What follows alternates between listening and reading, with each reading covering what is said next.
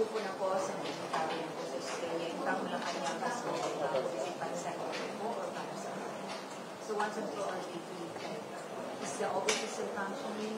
Kayo po ba as Vice President ay nakakapag-ibig or confirms lang ka? Alam mo kasi, hindi kasi nila naiintindihan, sorry Hindi ko alam kung sinasadya nila na ayaw intindihin o talagang bobo lang talaga yung nasa administrasyon. I'd like to lean doon sa latter kasi sa lahat ng mga desisyon nila lately.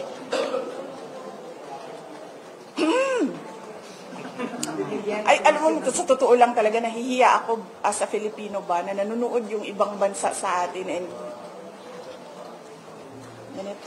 ganito yung estado ng, this is the state of the nation.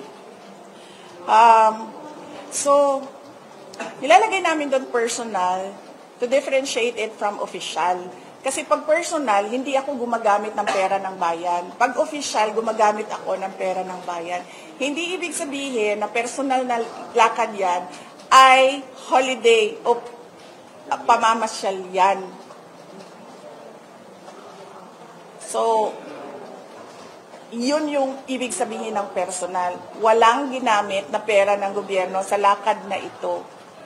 Pero nagtatrabaho pa rin ako.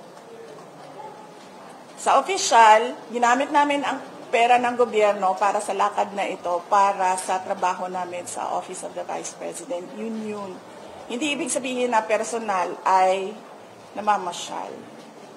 And so, yes, nagpapasalamat kami sa Filipino community ng Australia and nagpapasalamat kami sa Australian Police sa kanilang pagtulong-tulong para mabuo yung Free Duterte Now rally doon sa Melbourne. Alam mo, ma'am, parang tulad ng speculation. May mga bansang pinupuntahan mo, ito po ba yung dalawang bansa? Australia at Malaysia? Kung hindi sila bobo, maiintindihan nila yung ginagawa ko Bobo kasi sila kaya hindi nila naiintindihan. Umupo sila. Tingnan nila.